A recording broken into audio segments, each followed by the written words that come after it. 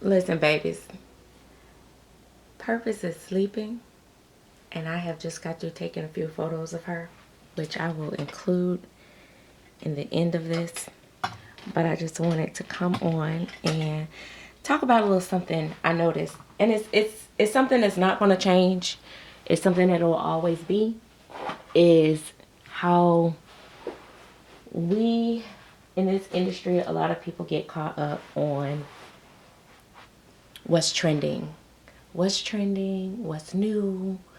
I One of my favorite artists would always paint babies that were 5, 6 years old. But the way that she would paint that baby, it would make you feel like, oh my God, like this is something exciting. Like we're like, I've never seen this doll before.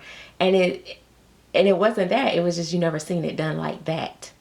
And so that is the beauty of having all these different artist styles and stuff like that. But it's also the beauty of once you collect in the beginning I think we all kind of at some point just really go in and just be like, oh, I got to get this, got this, try this. Because you're trying on all these different types of art styles and stuff like that. And then you find the one that really speaks to you.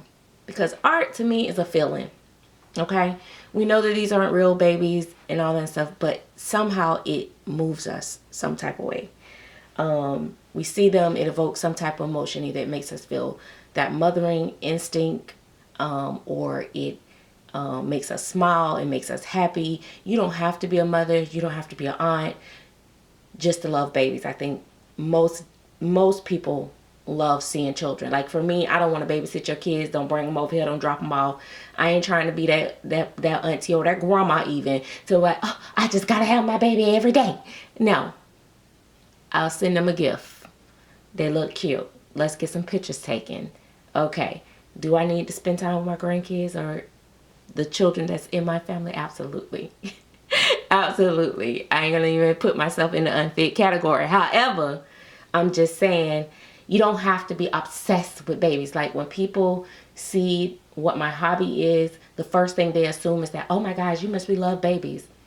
I got a baby you can keep. No, baby, you got a baby you can keep. Because, baby, mine don't move. Mine don't require daycare. Mine don't require a baby daddy or child support. Mine don't require any of that. Let's not get it misconstrued, okay? On period.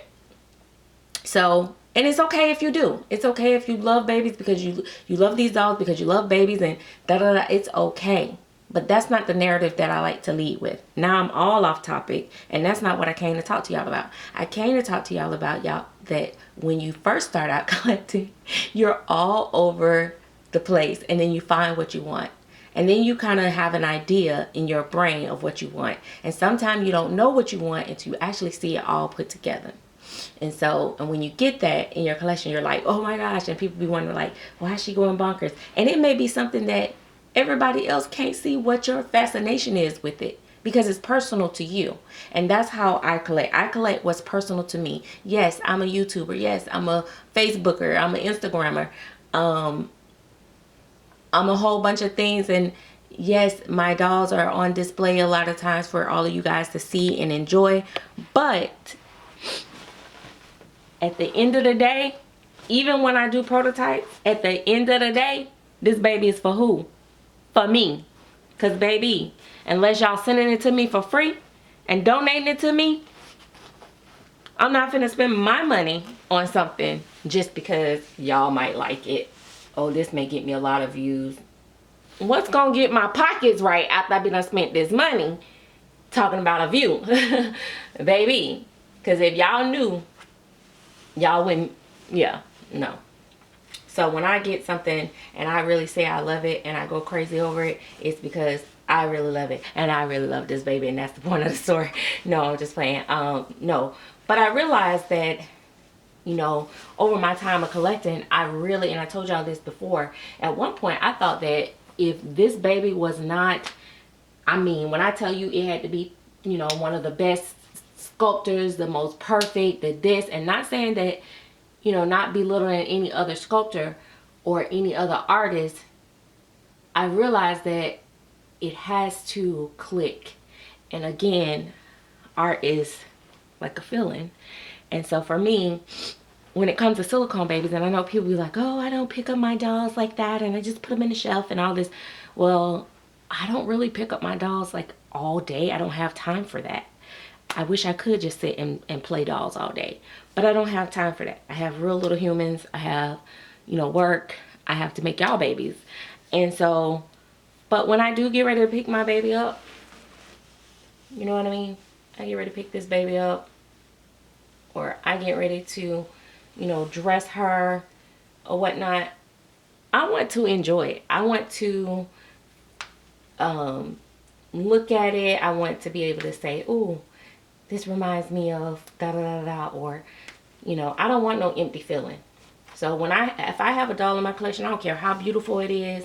I don't care how many people love it. If I don't love it and it doesn't evoke no type of positive emotion out of me, rather it's make me laugh, make me smile, yeah, it really serves no purpose for me, and I'll just sell it. Doesn't mean that it's not fantastic. I've had some amazing babies in my collections that I let go. They just wasn't for my collection. And so this year, my goal, and I'm gonna tell y'all my goal because this is my goal, is to get my nursery in order and to eliminate babies that I am just holding on to just because. I don't have many. I don't even think I have. Most of my babies are sentimental, and I've told you guys that before, but I want to organize my babies and figure out a way to where I can really see all my babies. I like the little shelf idea, but some of my babies are kind of hidden on that shelf. So I will probably start working on replacing some of the way I do my room. That is going to be a goal, to redesign my nursery. I may have to pull my daughter in, and then sometimes I don't like bringing her in because she is an artist. She's a natural born artist, and she has all these amazing skills, and I love her, and you know, but she gets on my last nerve sometimes because she wants to take over, and she doesn't understand that I want your input, but I want it to still be for me. She does it as if it's for her, and she has no emotional attachment to these dolls whatsoever. So she doesn't understand. Like, she might be like, oh, I like this baby more, so we should put this one up here. No, I don't like that one as much as I like this one. I want this one up here. You see what I'm saying? Or she might be like, oh, we could just put it over here like this. No, you can't lay that baby like that. You know what I mean? So sometimes pulling her in can kind of be a little risky. But as far as the core design, I think I'm going to pull her in for that. But anyway, guys, I just wanted to come and chat with y'all a little bit. I was, you know, I have my little moments where I be in my little feelings and I be wanting to talk to y'all. So, and I don't have time to go live, because that's the best time to do it, is just to go live with y'all and just hang out. We really need to connect on a live. But this is Ember by Jennifer Costello, and she is my purpose, made with love on purpose, because my whole thing throughout my healing journey is to walk in purpose, walk in my purpose, and to be more intentional with the things that I do in my life. So with that being said, I think you should get your purpose. I mean, well, that too, but get your Ember. But listen, this is not an ad or nothing like this. I really, to be honest, I got my baby. If you don't get one, that's fine. And this might not be your cup of tea, because some of my friends, they like really big babies, like fat babies and stuff like that. I didn't have fat babies, so I'm not really like big on it, but I do feel like this year is going to be a year that I'm going to paint a fat silicone baby.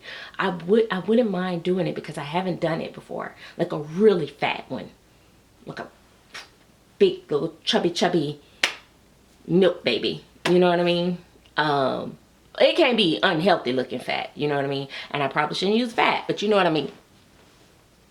Plush. But anyway, I'm gonna get off this video. Again, this is Ember.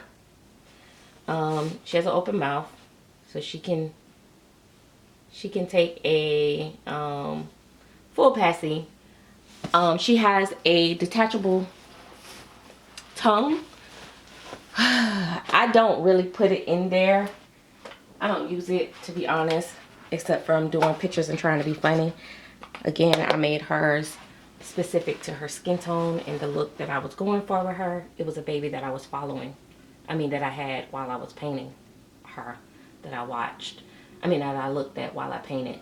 And I wanted the tongue to be in likeness of. So this is her little tongue. I can stick it out, stick it a little further out. So I know that looks so, like, so cruel. But yeah, that's her little tongue. And I'm sure I could put it in to where she could close her mouth. But let's see. Yeah, here we go. Nah. So now her tongue is actually in her mouth. I don't have to worry about if it's lost.